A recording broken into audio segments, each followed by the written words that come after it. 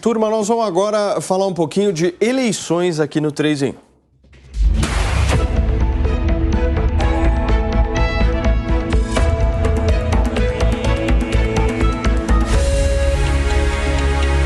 Eleições 2022.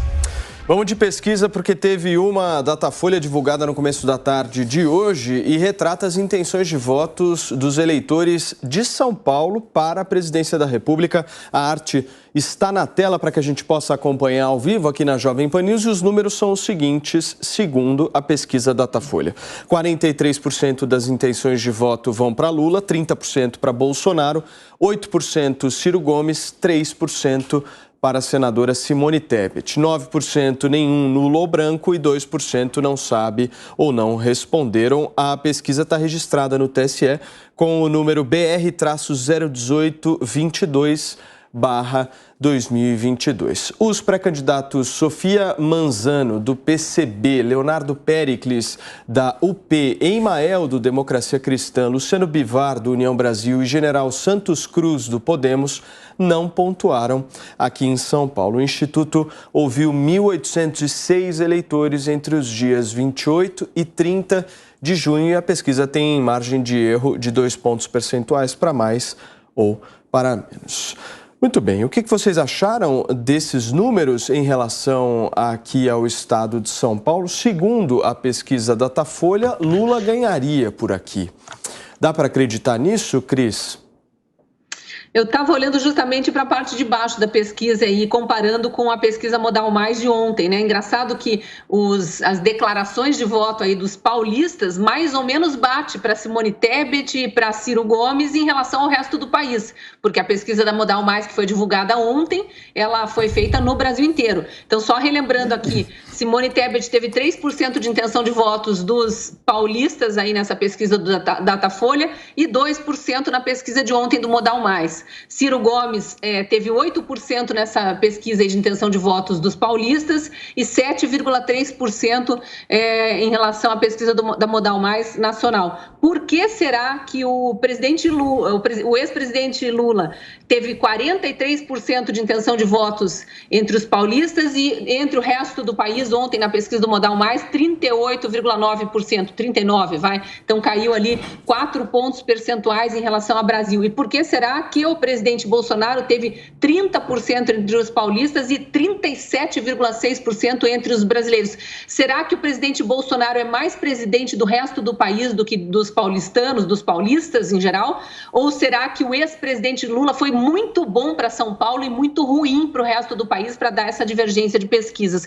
São esses questionamentos que eu acho que nós, eleitores, devemos ter quando a gente vê essas pesquisas com divergências de dados. Agora, é claro, as pesquisas regionais, elas têm realmente diferenças de uma região para outra do país em função de questões econômicas locais e questões de qualidade de vida locais. Então, não me surpreende que, por exemplo, o presidente Lula, o ex-presidente Lula, até hoje tenha um recall no Nordeste, que é o local de origem dele, a terra onde ele fez mais propaganda, a terra onde o PT é mais forte, e menos intenções de voto no Sul, Sudeste e Centro-Oeste, que são mais desenvolvidos. São Paulo, a gente precisa lembrar que eles até brincam, né, os paulistas, que São Paulo é o estado nordestino mais populoso. São Paulo tem muito nordestino próprio. Ex-presidente Lula e sua família foram migrantes nordestinos em São Paulo. Então, isso pode ter a ver com esse resultado especificamente da pesquisa em São Paulo. Mas eu continuo querendo chamar a atenção para a necessidade da gente comparar sempre as pesquisas entre si, especialmente essas que são divulgadas num curto prazo, né, num curto espaço entre uma e outra e que têm diferenças muito grandes. Muito bem, eu fiz essa pergunta, Piperno, justamente pelo fato do eleitorado paulista nunca ter assumido um governo petista, por exemplo, aqui no governo estadual. Você realmente acredita nessa possibilidade de Lula vencer nesse estado? Ô Paulo, é mais provável que o Lula vença no estado de São Paulo até do que Fernando Haddad se eleja governador. O PT ganhou, o Lula ganhou aqui no estado de São Paulo, por exemplo, em 2002. Nas eleições seguintes, o PSDB ou os candidatos tucanos venceram até 2014, o presidente Jair Bolsonaro venceu em 2018 e sempre com o candidato PT sendo o segundo mais votado. Mas, de fato, o presidente tem a sua força, que tem alguma força aqui em São Paulo, isso sempre ficou nítido, a ponto, por exemplo, de em 2012 ter conseguido eleger, naquele momento, quem a gente chamava de o seu poste, o então ministro Fernando Haddad, que se elegeu prefeito. Agora, veja, a geografia do voto no estado de São Paulo tem algo muito interessante. Só para lembrar também que o presidente Lula lidera os 14 levantamentos, enfim, os levantamentos dos 14 institutos que já fizeram pesquisas para presidente. 14. Não é pouco. Então, eu não acredito que todos eles tenham errado, que pelo menos exista um cartel dos institutos de pesquisa. Calma, é muito precoce. Não, calma a pergunta. Desculpa, mas eu falei que lidera. Eu não disse que ele vai ganhar. Eu disse o seguinte, a fotografia do momento estão aponta muito isso. tensos para eu não chamei ele de imbecil. Não, ele já me chamou de coisa pior muitas vezes, mas eu sempre mantive a classe. A gente vai acalmar. Ele é mais novo, ele merece que eu tenha um pouco mais de tolerância. Se você está dizendo que há a possibilidade do Lula ganhar em São Paulo, você está me dizendo que existe a possibilidade de se ter um voto Lula-Tarcísio e Lula-Rodrigo Garcia. É isso que você está me dizendo? Veja, se você me disse que o Lula vai ganhar em São Paulo, então vamos lá. É mais fácil o Lula ganhar em São Paulo do que o Haddad? O Lula, para ganhar em São Paulo, precisa de mais de 50% dos votos. Tanto que o ex-presidente Lula tem 43% nesse levantamento e o Haddad tem 36, 37, né? Nesse que foi divulgado simultaneamente. Então, o Lula é mais popular que o Haddad no estado de São Paulo. Agora, isso que você disse não é absurdo, porque, por exemplo, em Minas Gerais já se fala muito no voto Lulema, como lá no passado houve o voto Lulécio. A ACM Neto não desestimula o voto, né, com essa dobradinha totalmente e Frankenstein dele com o ex-presidente Lula. Essas coisas acontecem. Agora, a geografia do voto no estado de São Paulo, e daí porque eu disse que é até mais difícil o Haddad ganhar do que o Lula, nos mostra que, desde 1982, na primeira eleição para governador, pós-redemocratização, o voto em São Paulo é sempre igual. O Montoro ganhou a primeira, o candidato do Montoro, o Quércia, ganhou a segunda, o candidato do Quércia ganhou a terceira, e daí para frente sempre os candidatos lançados pelo PSDB. Todos estavam juntos no velho PMDB. Então, o voto em São Paulo, ele muda muito pouco. Mas então você acha que está certo? Lula 43, Bolsonaro 30 em São Paulo? Nesse momento aqui, outros levantamentos já deram algo parecido. Lembrando o quê, seu Marco? São Paulo tem 22% do eleitorado do Brasil, o que significa que mais ou menos cada 4,8% de diferença no estado de São Paulo dá 1% de diferença no país todo. São Paulo e Minas Gerais sempre foram muito importantes na eleição nacional. Fala, Marco. De novo, a gente sempre, quando vem pesquisa e Datafolha, que tem um vínculo com o Grupo Folha, tem que colocar um pé atrás, tem que enxergar de maneira cética. Os critérios metodológicos empregados na pesquisa que é realizada, eles são escusos, eles são ruins. A gente já viu que existe tendência nas perguntas que são feitas para a pessoa que vai responder a enquete. Já ouvi várias vezes denúncia de pessoas que responderam de uma forma que o entrevistador achou que não deveria ser computado e considerou que aquela pessoa não tinha que ter a entrevista dela cedida como parte da análise estatística. Então, sabe, isso daí é recorrente. É um universo muito pequeno e é um momento muito precoce. Eu já falei isso, vou repetir. Dilma Aécio, você tinha Dilma 38, Aécio 20. Aí o Piperno, inclusive, chamou minha análise de imbecil, porque ele não conseguiu explicar Calma lá. Por que o Moro, né, o percentual de apoio do Moro dissipou de uma forma meio mágica, assim. Você não viu ele ser incorporado pelo Bolsonaro, e daí você vê umas coisas engraçadas. Você vê, tipo, essa situação, essa discrepância, é o que eu falei. Quer analisar como uma espécie de tendência do momento atual? Ok, existe uma tendência. Mas querer analisar como se fosse uma fotografia exata da realidade, chega para mim, desculpa, Paulo, chega para mim a ser um pouco infantil. Ah, não, agora esse é o cenário, plau, tá cravado. Pô, é bobagem isso daí, não tá nada cravado. São duas tendências, são duas propostas. Existe também, aí vamos lá, eu vou ser generoso agora. suponhamos que esteja correta a pesquisa. Existe uma campanha difamatória constante da mídia contra o governo federal, contra a pessoa do Bolsonaro. Tudo que acontece de mais bizarro no ambiente político brasileiro, eles tentam criar algum tipo de vínculo com a presidência da República. Mas, durante o período eleitoral, pelo menos de campanha, vai entrar a pauta dos candidatos e vai ter a oportunidade dos candidatos se manifestarem de maneira mais aberta sobre os seus concorrentes. Eu acho que isso sim pode ter algum tipo de efeito, se é que, né, esse número que a gente está vendo aí tem algum lastro ou tem alguma confiabilidade. Eu entendo que não. E daí, trazendo a pesquisa para o estado de São Paulo, você vai me desculpar, o Lula, praticamente, é quase impossível o Lula ter a maior parte de votos aqui no estado de São Paulo. O grande interior do estado de São Paulo, a maior parte do interior do estado de São Paulo é conservadora.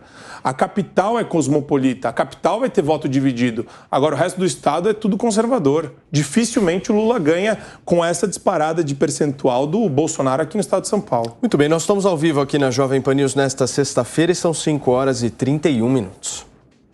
Vamos seguindo aqui com a nossa discussão, com os nossos debates. Cris, eu quero ouvir um pouquinho mais da sua análise em relação a isso. Acabou, inclusive, de sair um outro dado da pesquisa Datafolha em São Paulo, não de intenção de voto, mas de aprovação do governo Bolsonaro, segundo o Instituto Datafolha. Em São Paulo, o governo Bolsonaro tem 49% de reprovação e 27% de aprovação. Esses índices, eles não estão diferindo do cenário nacional em relação à avaliação do governo Bolsonaro. Cris.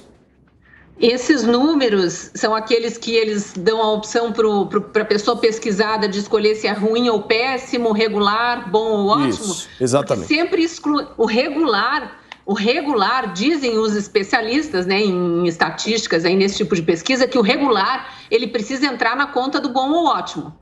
Tá? Ele não é a mesma coisa, mas a pessoa que considera o governo regular, ela não está reprovando o governo. Eu não sei aqui em qual conta que entrou o regular. Se a gente está com 49% de reprovação e 27%, tem um percentual grande faltando aqui. Posso pegar aqui para você agora. Talvez o regular esteja fora.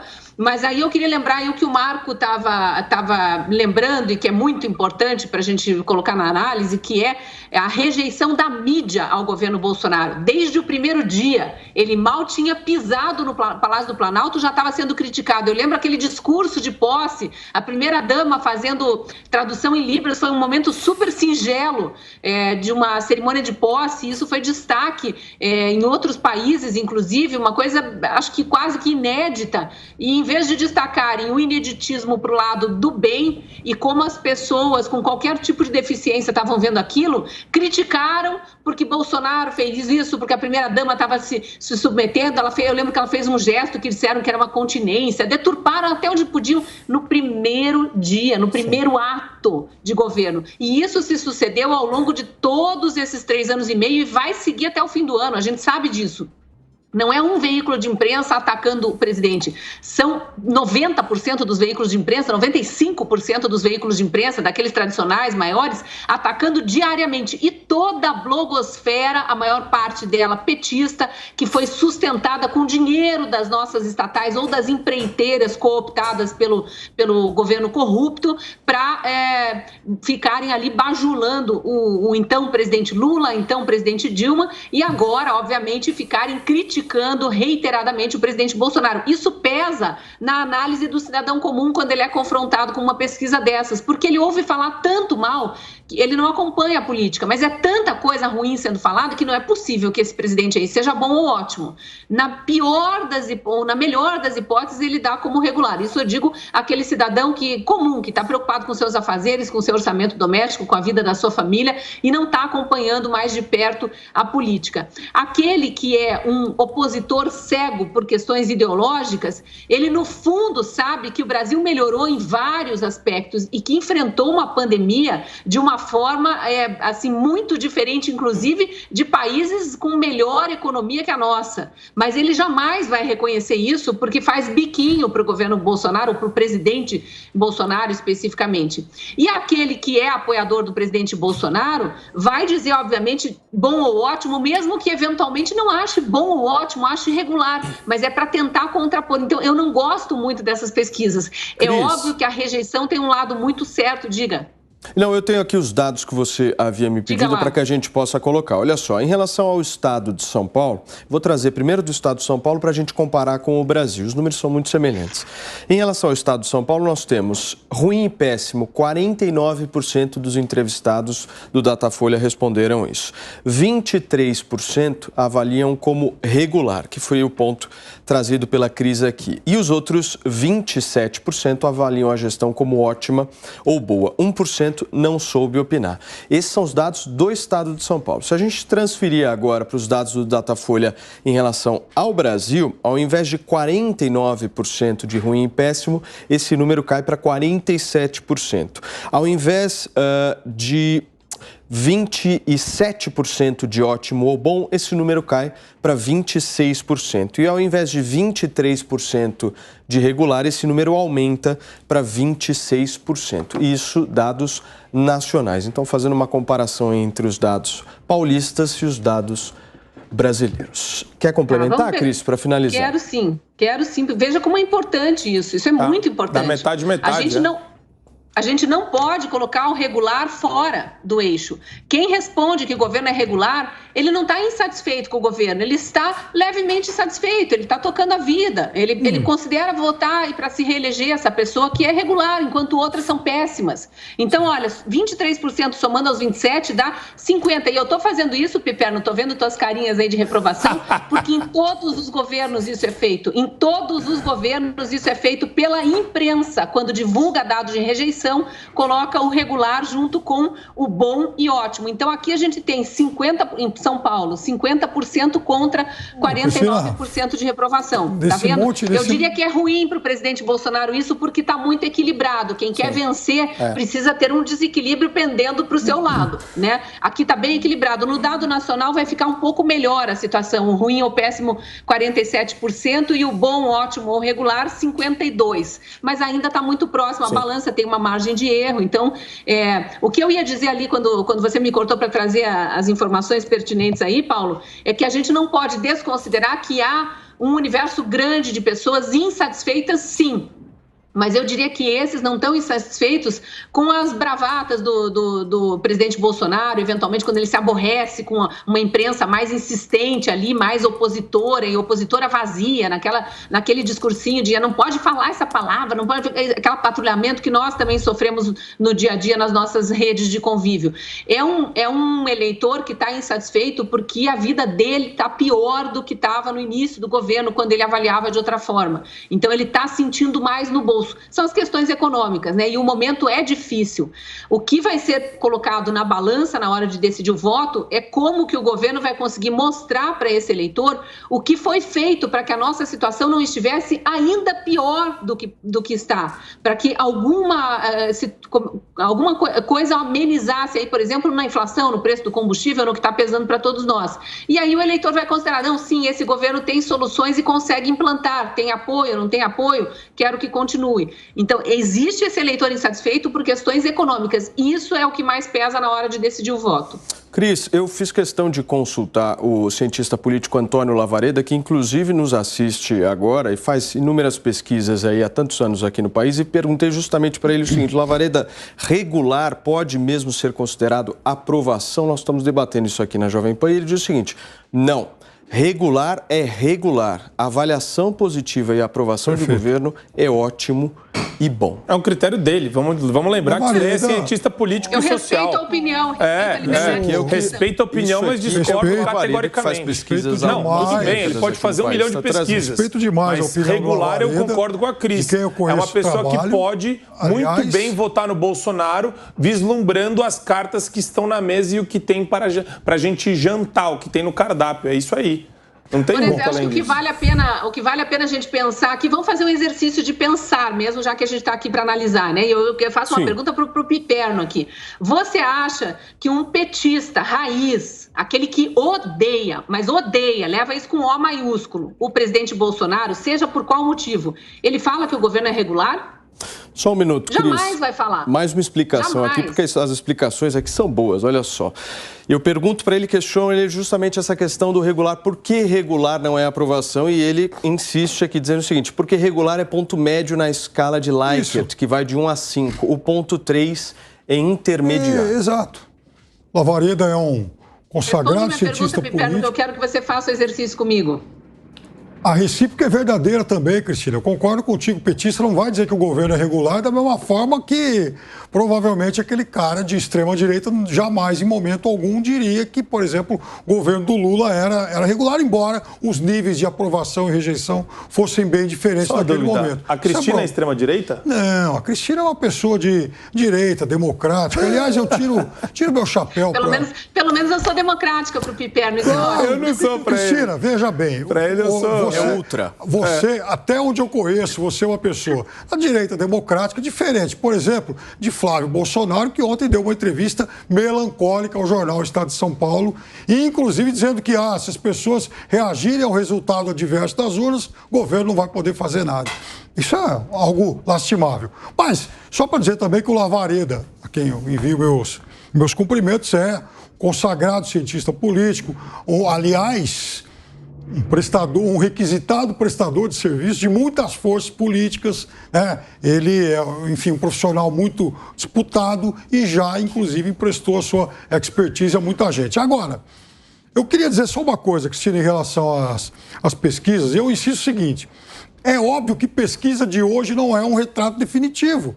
É óbvio que governo e oposição lutam desbragadamente no Congresso todos os dias, de forma cada vez mais acirrada, exatamente porque sabem que a medida X, enfim, aprovada, a medida Y, se ela for, enfim, rejeitada, ela pode sim provocar um terremoto eleitoral nessa reta final. Sempre foi assim.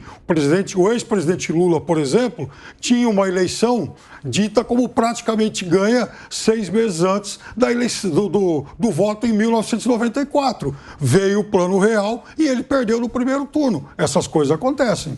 Fala, Cris. Primeiro eu queria mandar um abraço para o Lavareda. Eu respeito profundamente o trabalho dele e de todos os cientistas políticos, não só respeito como admiro profundamente, acho que eles têm muito mais conhecimento do que nós.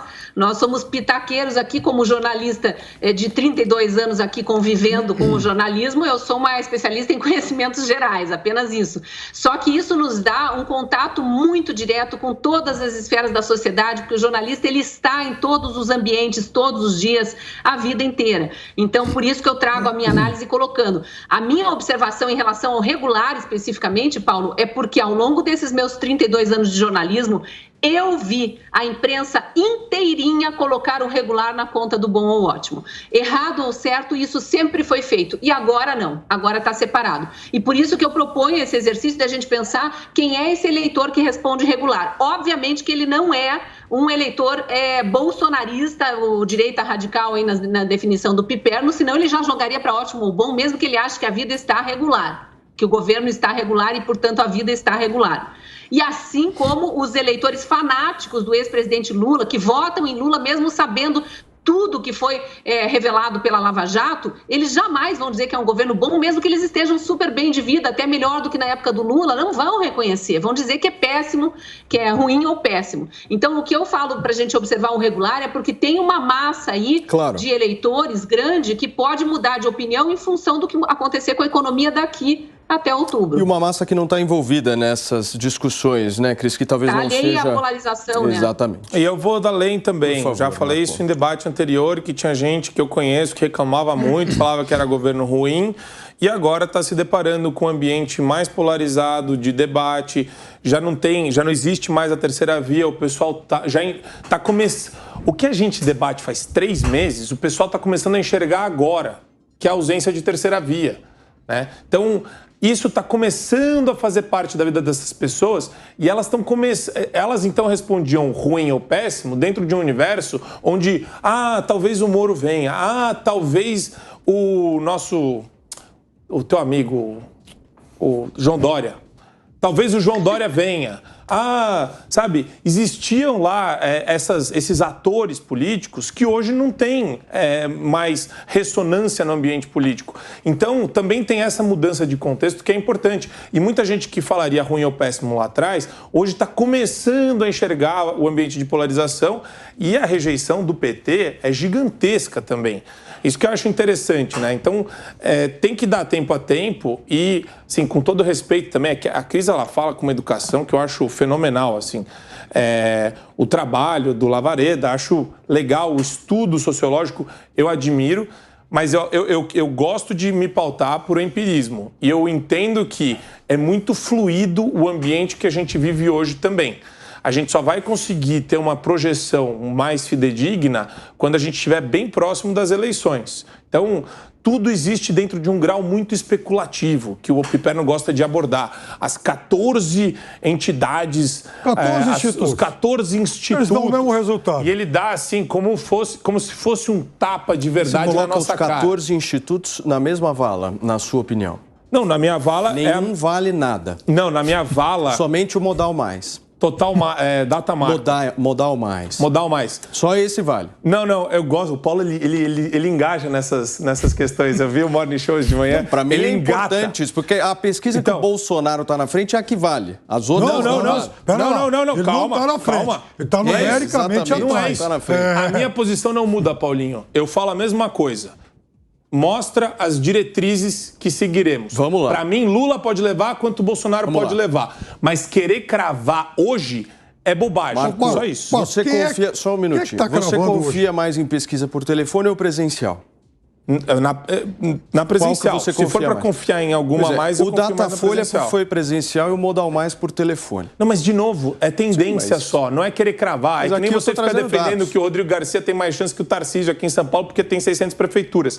Existe uma pré-condição, existe uma premissa. Estão empatados. Existe uma 3-3. pré-concepção da sua visão de mundo que prefeitura ainda vai surtir algum tipo de efeito no voto para governador. A minha premissa, a minha pré-concepção da realidade é outra, que o debate estadual vai seguir a polarização do nacional e vai acabar transformando em Haddad versus Tarcísio. Eu acho que segue muito mais esse caminho. Você viu o discurso do Rodrigo Garcia, é um discurso de centro-esquerda. Ele deixa Mas você foi para a eleição estadual. Eu estava falando da questão do Datafolha versus Modal Mais. Mas, de novo, eu estou falando, tudo depende da pré-concepção. A pré-concepção que eu tenho da pesquisa é que ela aponta diretrizes, tão somente. Fala, Piperno.